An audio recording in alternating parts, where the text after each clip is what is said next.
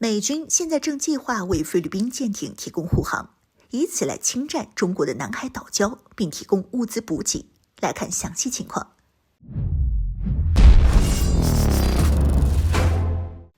Hello， 各位老铁，大家好，欢迎收看本期迷彩虎，我是虎妞。菲律宾总统访问美国，并且与拜登再度针对中国内政问题发表不当言论。拜登向马克思保证称，美国对菲律宾盟友般的防卫承诺牢不可破。双方再度提及台海和南海等议题，强调要坚定不移地致力于南海的航行和飞行自由，以及尊重各国在其专属经济区内符合国际法的主权权利的重要性。可见马克思政府是铁了心了要上美国的贼船，充当对华南海头号打手了。而美国军方也不失时机地对菲律宾方面表态支持。美国海军太平洋舰队司令萨缪尔·帕帕罗上将就表示，美国军方已经准备好了随时帮助菲律宾军方，对其侵占中国仁爱礁上的菲律宾官兵提供补给，并宣称要协助抵御中国的挑衅行为。此举就是要协助菲军继续巩固侵占的中国岛礁。可以说，这正是菲律宾方面所需要的。在南海地区扯虎皮拉大旗，以美制华都是菲律宾求之不得的。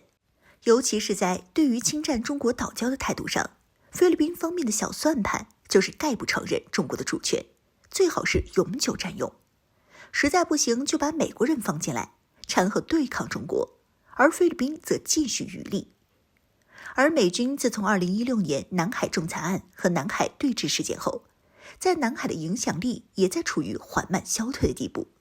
也急于在南海地区寻找一个对抗中国的桥头堡。因此和菲律宾一拍即合，美国负责在菲律宾针对台海、南海建设几个新基地，同时部署大量兵力，保持其军事存在，对抗中国。自从杜特尔特下台后，南海局势便发生了不小的变化。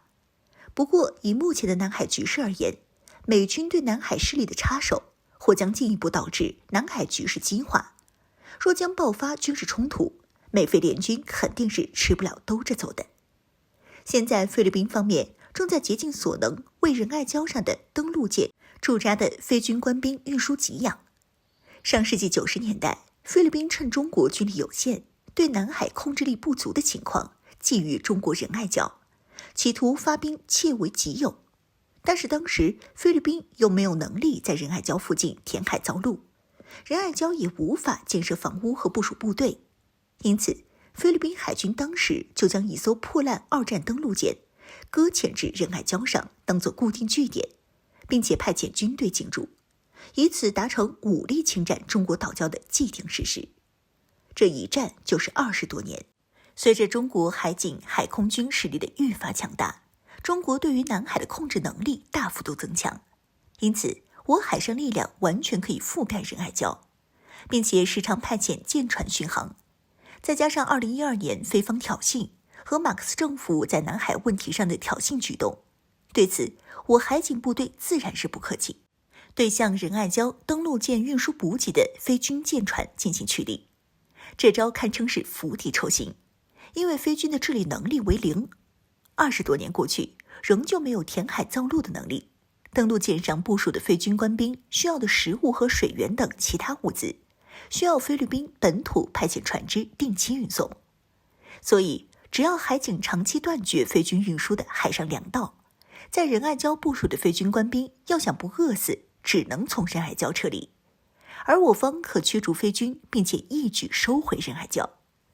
而美军则表态愿意帮助菲律宾向仁爱礁运输物资，说白了就是为菲律宾出头，并且在南海问题上挑衅中国。对此，解放军自然不会允许。总而言之，目前我海警部队和海军都曾在仁爱礁附近海域进行常态化巡航，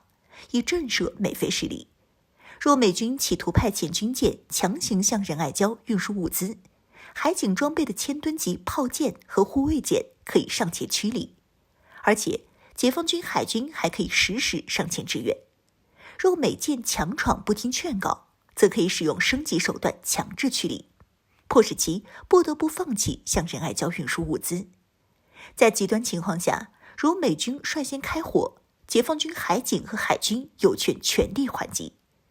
加上南海岛礁的解放军航空兵部队，完全能够应对美军威胁。总而言之，美菲要加码在中国主权问题上的挑衅，我们自然是奉陪到底的，后果责任全部由他们承担。而且菲军对于仁爱礁的占领也无法长期持续了。